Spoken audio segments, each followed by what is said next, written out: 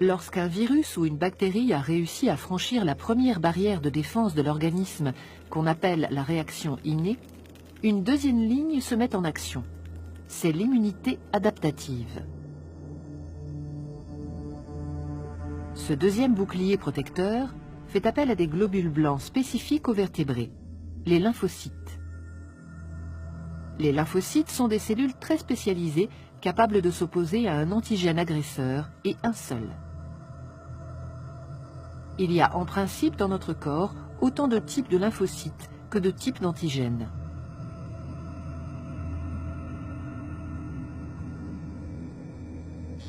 Lorsqu'un antigène agresseur a réussi à franchir la première barrière de défense de l'organisme, ces lymphocytes se mobilisent et quand ils reconnaissent la nature et l'identité de l'intrus, ils s'activent.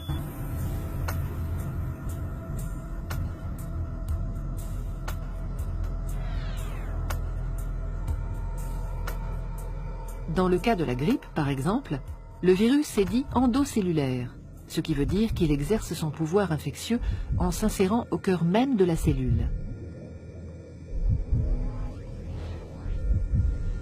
Il franchit sa membrane, pénètre à l'intérieur du cytoplasme où il se multiplie avant de se propager dans l'ensemble du corps. La cellule infectée présente alors à la surface de sa membrane des éléments identificateurs de l'antigène agresseur qui l'a contaminé. On les appelle peptides antigéniques. La cellule est à partir de ce moment-là considérée comme étrangère à l'organisme.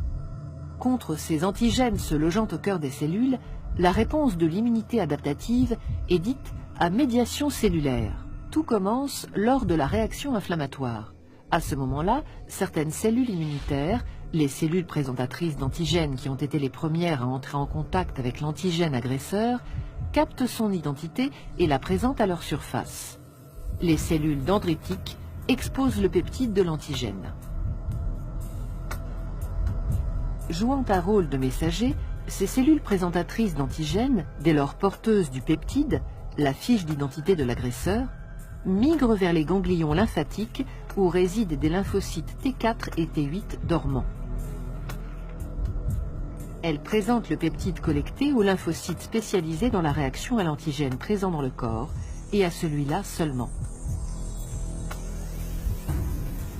Une fois le message transmis et le dialogue établi, le lymphocyte T4 concerné est activé. Il va devenir une véritable plaque tournante de la réaction qui va suivre. Il commence par se multiplier en un grand nombre de clones. C'est ce qu'on appelle la mitose.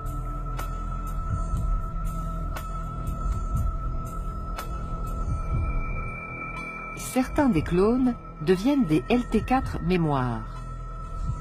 D'autres, appelés alors LT helper ou LT auxiliaires, deviennent capables de synthétiser et de sécréter des médiateurs chimiques, des cytokines, nommées interleukines ou lymphokines, qui vont déclencher la réaction des autres lymphocytes.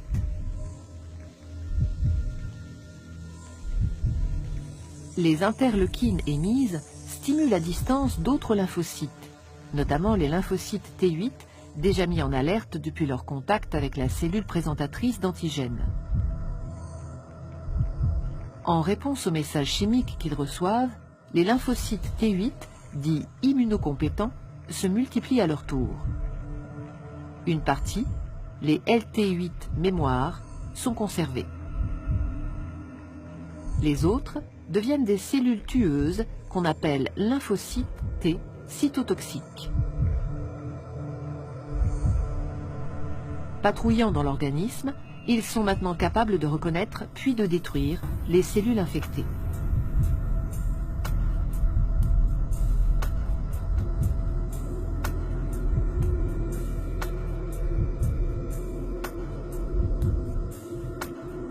Mais d'autres agents infectieux peuvent agir en demeurant à l'extérieur des cellules. C'est le cas du tétanos et du choléra. Contre ces antigènes agresseurs nommés extracellulaires, la réponse adaptative est dite à médiation humorale. Et là, le scénario se déroule d'une toute autre manière. L'identification de l'antigène agresseur est opéré par une catégorie différente de lymphocytes, les lymphocytes B. Dès qu'ils ont identifié leur antigène, les lymphocytes B sont stimulés. Recevant à distance des cytokines, les messages chimiques émis par les lymphocytes T4 helper déjà en alerte, ils se multiplient par mitose. Une partie est encore une fois stockée comme LB mémoire. Les autres clones se transforment en plasmocytes anti-antigènes.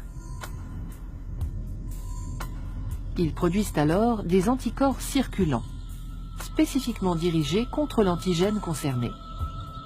Ces anticorps circulants sont sécrétés en grande quantité dans le plasma, à raison de 2000 à 5000 à la seconde.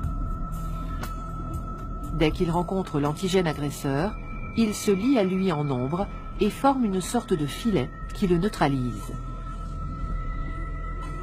Toutes les cellules mortes, ainsi que les débris cellulaires résultant de la réponse immunitaire, sont éliminés par les macrophages, les éboueurs du corps humain.